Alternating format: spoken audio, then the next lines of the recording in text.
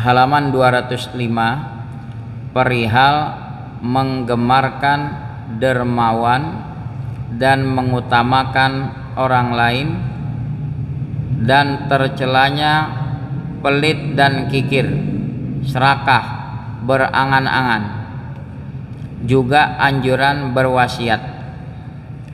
Bismillahirrahmanirrahim. Alhamdulillahirabbil alamin. Wassalatu wassalamu ala asyrafil mursalin sayyidina Muhammadin wa ala alihi wa sahbihi ajma'in, amma ba'du. Qala Syekhul Musannif rahimahullahu ta'ala wa adaman naf'a bihi wa bi barakati ulumihi wa bikum fid daraini amin. Radhiyallahu ankum qala radhiyallahu an. Di bab ini dikutipkan oleh pengarang 4 ayat dan ada 3 hadis. Pengarang memberi judul dalam bab ini At-Targhibu fis Sakha, perihal menggemarkan dermawan, murah hati, sakha. Orangnya namanya sakhi, jamaknya askhia. Yang kedua wal ithar, anjuran mengutamakan kepentingan orang daripada kepentingan pribadi. Lain halnya dalam perkara ibadah. Kalau ibadah fastabiqul khairat, bukan ngalah. Misalnya mengisi saf, itu memang dianjurin ambil saf terdepan. Maka disebut dalam kaidah fikih la itsara fil ibadah, enggak ada ngalah jurusan ibadah. Fastabiqul khairat, kalau jurusan urusan dunia baru ngalah, namanya itsar. Kemudian wazammil bukhli, tercelanya bakhil, wasyuhi, syuhi lebih dari bakhil.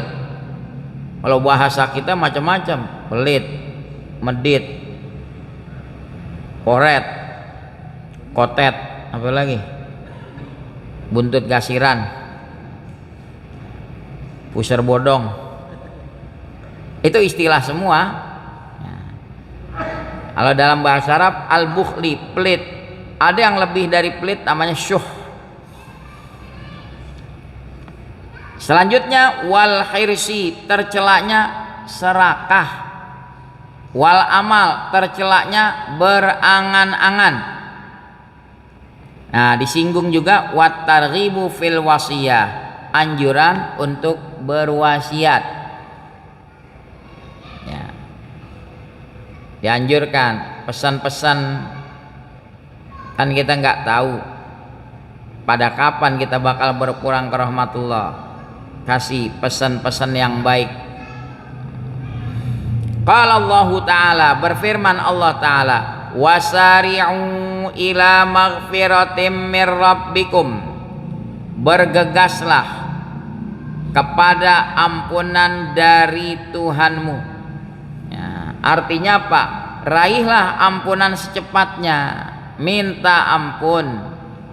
Yang kedua disuruh bergegas ila jannatin wa jannatin, raihlah amalan-amalan yang menarik kita ke surga. Arduha, yang luasnya itu surga, as-samawatu wal ardu, seperti luasnya langit dan bumi dengan 7 lapisnya. Ya hakikatnya sih lebih luas surga. Ini untuk memberikan pemahaman yang bisa dibayangkan. Langit 7 lapis, bumi 7 lapis, betapa luasnya. Bagaimana surga? Arduhas samawati wal ard uiddat lil muttaqin, yang sudah dipersiapkan, disediakan buat orang-orang yang bertakwa. Kalimat uiddat fi'il madhi, berarti surga sudah ada. Surganya sudah ada. Siapakah kriteria orang bertakwa? Nah, di bab ini disinggung tentang masalah dermawan. Alladzina yunfiquna fis sarra'i wad dharra, yang suka menginfakkan hartanya di kala senang, di kala susah. Kalau lagi senang, sarra, lagi ada rizki, itu mah nggak ada masalah. Ini yang berat wad dharra. Dulu pernah saya kasih contoh, sholat Jumat misalnya di Al Mubarakah, pas Jumat tanggung bulan lagi, tromol lewat, di kantong yang satu 20.000, kantong yang satu 2.000, yang ditaruh yang mana? Nah, oh 20, alhamdulillah. Kalau saya taruh 20, saya masih butuh makan siang. Begitu kan? Taruh 2.000. Tapi ada orang dalam kondisi sulit lagi tanggung bulan, tetap dia taruh 20.000. Gak apa-apa, 2.000 masih bisa beli kerupuk. Dari kerupuk yang 1.000-an, buyurin sambal sama kecap, asik. 1.000 lagi air mineral. Itu yang nggak diduga-duga, lagi ngemil kerupuk ada yang colek. Waalaikum, gitu nengok, sohib lama udah tahunan baru ketemu.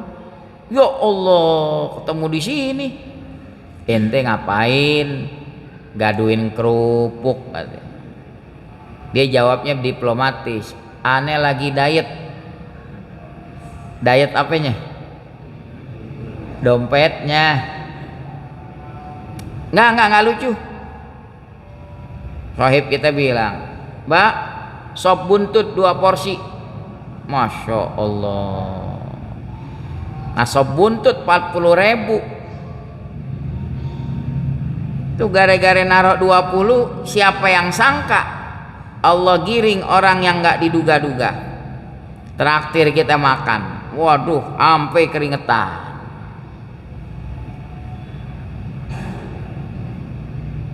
Udah gitu apa? Sohib bilang, bungkus 1 buat keluarga ente.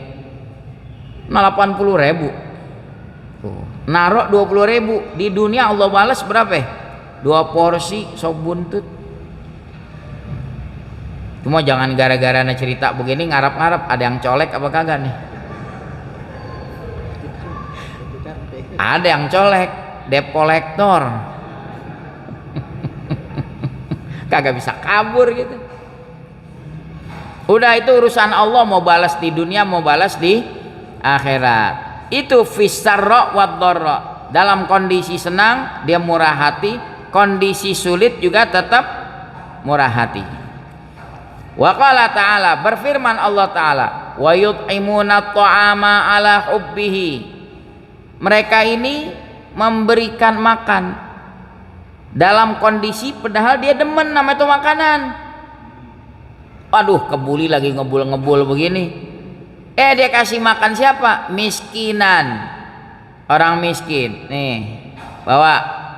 Wa yatiman, anak yatim. Wa asira, tawanan perang. Dikasih tuh makan. Dalam kondisi dia begitu suka dengan itu makanan, dia tetap mau memberikan orang miskin, anak yatim, dan tawanan.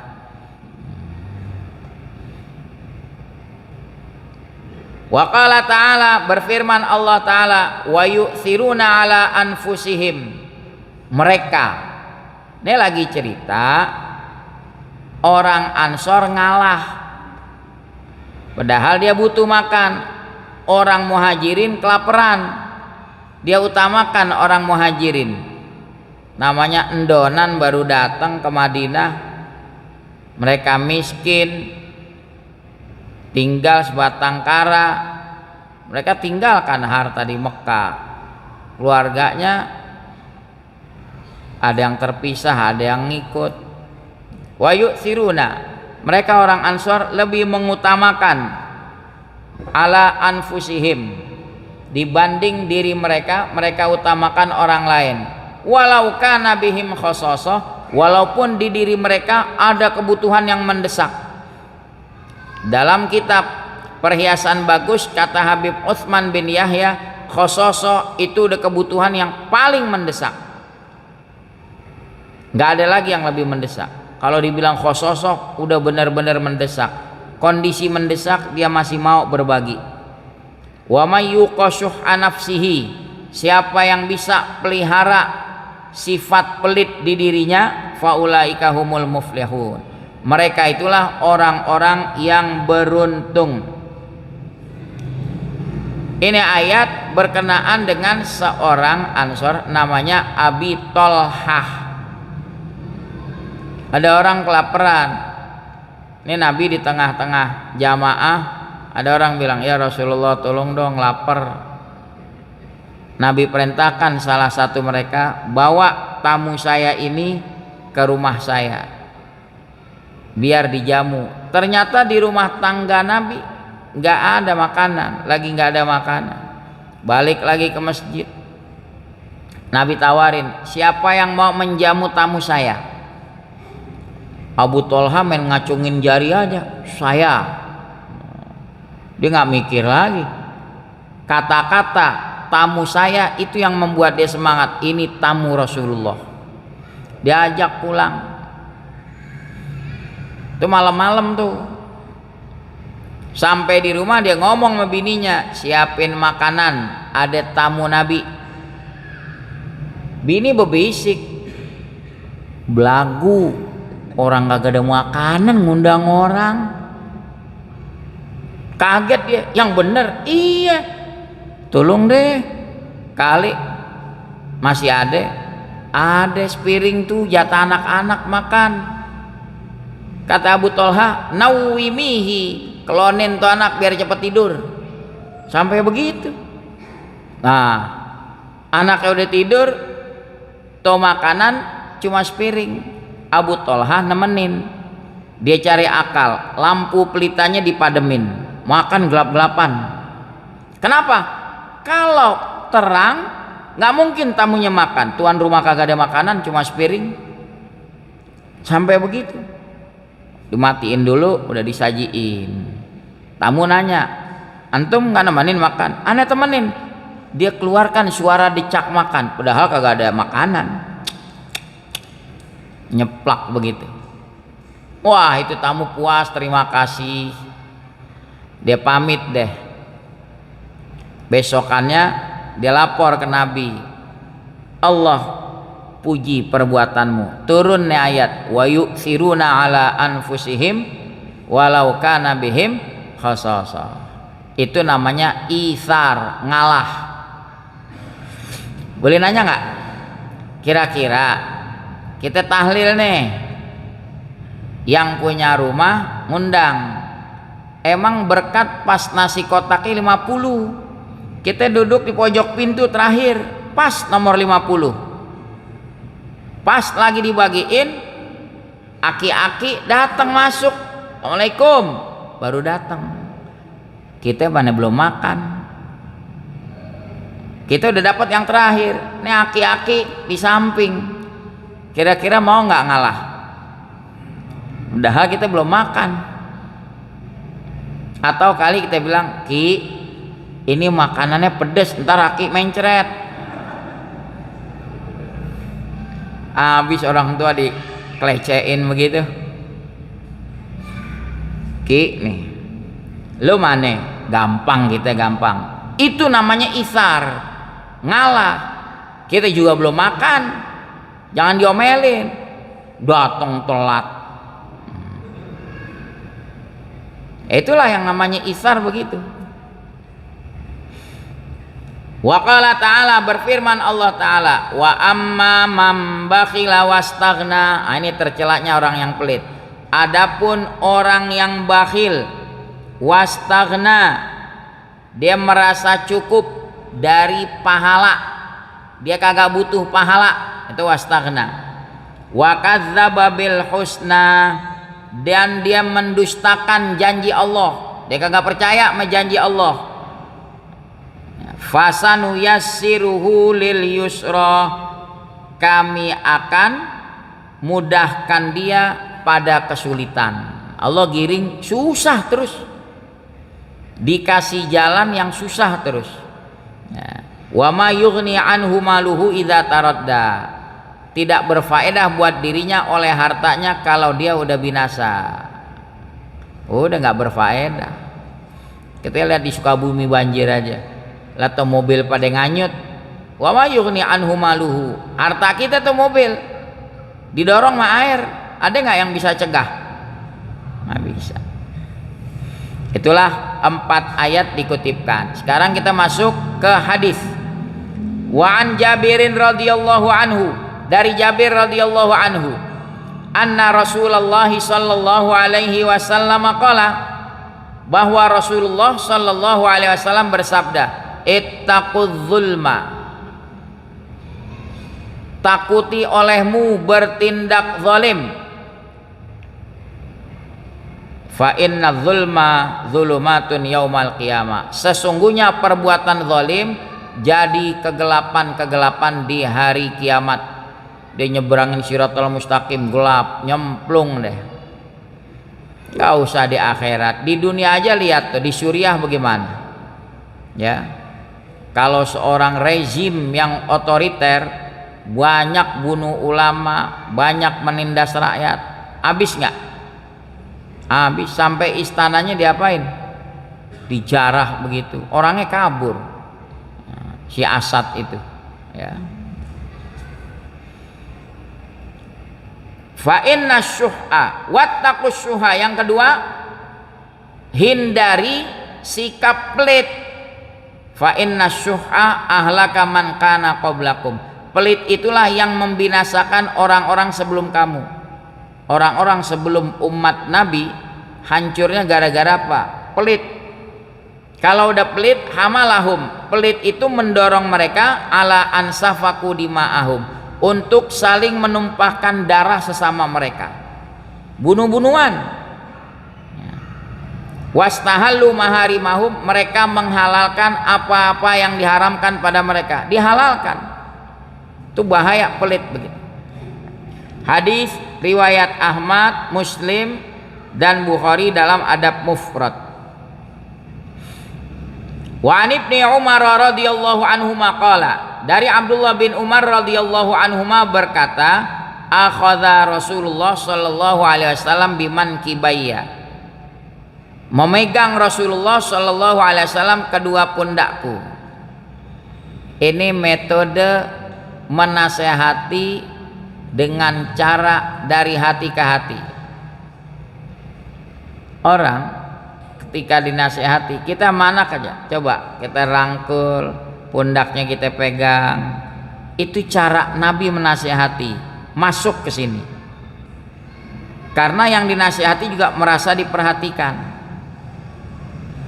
Lagi kalau menasehati itu kan tadi berdua, Nabi nasehati Ibnu Umar, bukan di hadapan forum. Apa kata Nabi? Faqala, Nabi bersabda, kun fid dunya ka'annaka gharib, Ibnu Umar, jadilah engkau di dunia seperti orang asing. Ya, orang asing kan kagak lama tinggal, bakal kembali nggak ke tanah airnya. Au abiru sabil, atau sebagai penyeberang jalan. Kita kalau nyebrang jalan tengok kanan kiri nggak? Artinya berhati-hati, waspada, jangan sampai diseruduk kendaraan. Hidup di dunia begitu, selalu mawas diri, waspada. Wa kana Ibnu Umar radhiyallahu anhuma yaqul, nah adalah Ibnu Umar radhiyallahu anhuma berkata, idza amsaita, apabila engkau ada di sore hari, fala tantadziris sabah, jangan menanti pagi. Artinya jangan ngulur-ngulur waktu, tobatnya besok ajalah pagi. Itu taswif, jangan ditunda-tunda. Wa idza asbahta, kalau kamu ada di pagi hari, fala tantadziril masa, jangan menanti-nanti sore. Wa khudh min sihhatika limaradik. Ambil kesempatan semasa sehatmu untuk menghadapi sakitmu. Jadi mengantisipasi. Wa min hayatika limautik. Ambil bagian dari hidupmu untuk menghadapi kematianmu. Jadi perlu ada persiapan. Hadis riwayat Bukhari, Ahmad, Tirmidzi, Ibnu Majah, Baihaqi. Dengan tambahan Baihaqi, wa udda nafsaka min ahli kubur. Anggap dirimu sebagai penghuni kubur. Kalau kita hidup menganggap diri kita sebagai penghuni kubur, kita bangkit. Ya Allah, masih ada kesempatan memperbaiki diri. Oke, anggap diri kita sebagai penghuni kubur. Bayangin dijepit, diuruk, gak ada yang temenin, gak ada yang dampingin. Sebagaimana mereka meriwayatkan asar Ibni Umar dengan hadis yang marfu. Hadis yang terakhir, keutamaan berwasiat. Wa anhu, dari Ibnu Umar radhiyallahu anhu, anna Rasulullah sallallahu alaihi wasallam qala, bahwa Rasulullah sallallahu alaihi wasallam bersabda, ma haqqum ri'im muslimin, tidaklah hak seseorang yang muslim, lahu syai'un, ada baginya sesuatu, yusi bihi, yang dia wasiatkan, yabitu lailataini, dia bermalam hingga 2 malam, illa, melainkan, wa wasiyatuhu maktubatun indahu, wasiatnya sudah tertulis di sisi dia. Hadis disepakati Bukhari Muslim. Ini lafaz Bukhari. Dalam riwayat Muslim lafaznya yabitu salasa layalin, dia bermalam 3 malam. Begitu juga diriwayatkan oleh Malik, Ahmad dan Arba'ah. Wallahu a'lamu bissawab wa ilmuhu atam wala ilma lana illa ma'alam. Namun ingat, kalau berwasiat masalah harta, ya secara la wasiyata li waris, tidak ada wasiat buat ahli waris, karena ahli waris sudah ada ketetapannya. Selanjutnya, kalaupun ingin berwasiat kepada orang, boleh maksimal 1/3 dari harta peninggalan dia, nggak boleh lebih, kecuali kalau ahli waris yang lain menyetujui. Contoh, dia nggak punya anak, ada anak angkat, dia wasiat, kalau saya nggak ada umur, sebidang tanah saya 900 meter, berikan seluruhnya kepada dia. Dia nggak punya anak, tapi ada ahli waris yang lain, dia punya saudara sekandung. Redok nggak dia? Ketika dia tidak ada umur, apakah kebunnya 900 meter utuh buat anak angkatnya? Anak angkat harus tahu diri. Oh, ayah angkat saya punya saudara, dia lebih berhak sebagai ahli waris.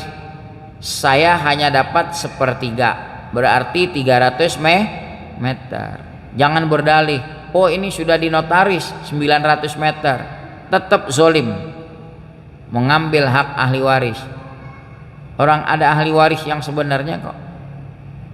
Jadi aturannya wasiat itu tidak boleh lebih dari 1/3, kecuali kalau ahli waris itu meridoinya. Kira-kira saudaranya mayit redok enggak? Tadinya dia mestinya dapat, orang mayit ninggalin saudara sekandung laki-laki 1. Kalau kagak ada warisan 900 meter ke dia semua. Orang dia doang ahli warisnya.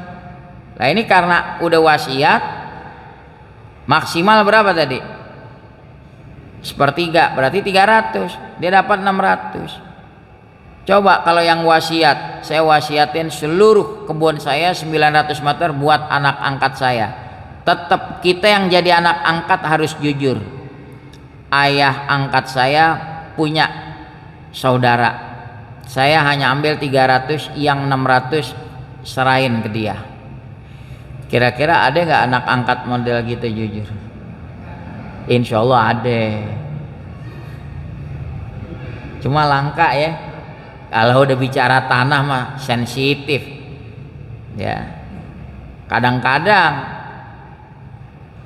om angkatnya kagak tahu menau, udah begitu ayah angkatnya wasiatin ke dia seluruhnya 900 meter, begitu bapaknya mati diapain? Dijual habis. Nggak ada berkahnya tuh makan hak orang. Mudah-mudahan Allah pelihara kita. Ya, silakan. Terima kasih. Ini yang bertanya antara wasiat dengan hibah.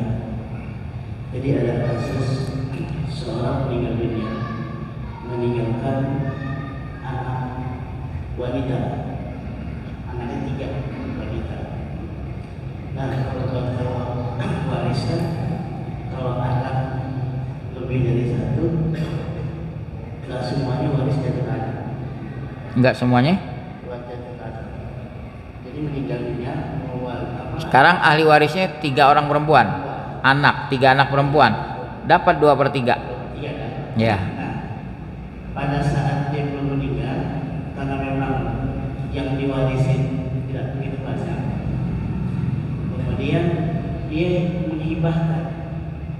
Nih, dia mengatakan setelah dia mendapat uang, ya, kemudian dia belilah rumah 3 di rumah 3, dan pada saat dia masih hidup dia menghibahkan 3 rumah ini untuk anak 1, untuk anak kedua, untuk anak 3. Nah itu diperbolehkan ya. Jadi nanti pada Boleh. Jadi Boleh. pada walaupun dibagi habis. Walaupun dibagi habis, karena hibah tidak ada batasan, pemberian semasa hidup. Andai kata masih tersisa, orang tuanya meninggal, namanya meninggalkan warisan yang tersisa, itu jatuhnya ke anak lagi, dapat. Hanya bagusnya disarankan jangan dihabisin. Dia mau hibahin ke anak, maksudnya sih bagus, biar lo pada kagak ribut. Pokoknya gue bikinin rumah, ya. Ternyata bapaknya belum mati-mati. Akhirnya apa? Numpang sono, numpang sini, udah kayak bola. Tendang sono, tendang sini. Kira-kira bapaknya makin sehat, makin sakit. Padahal yang ngasih rumah siapa? Ada kejadian begitu. Bapaknya udah baik, masih hidup udah dihibah-hibahin. Sampai nggak punya sama sekali. Ya. Tinggalinlah buat dia hidup, nggak sampai membebani anak-anaknya, biar kata pavilion mengakhiri sisa usianya, tetap gitu. Walaupun dia hibahin total ke anaknya boleh, nggak ada batasan. Wallahu a'lam. Udah. Bismillahirrahmanirrahim. Alhamdulillahirabbil alamin. Allahumma shalli ala sayyidina Muhammad wa ala alihi wa sahbihi ajma'in.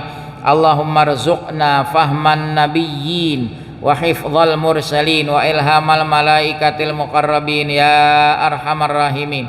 Wa aghnina bil ilmi wa zayyinna bil hilmi wa akrimna bit taqwa wa jammilna bil afiyah. Rabbana atina fid dunya hasanah wa fil akhirati hasanah wa qina adzabannar.